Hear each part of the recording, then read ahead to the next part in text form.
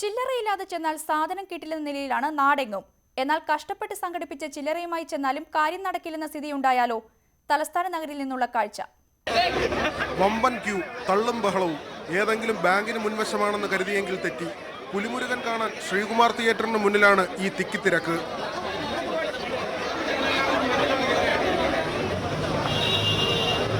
നാട്ടിലൊന്നും ചെറിയ മൂല്യമുള്ള നോട്ട് കിട്ടാനില്ലെന്നിരിക്കെയാണ് ചില്ലറയുമായി ജനക്കൂട്ടം പുലിമടയിലെത്തിയത്.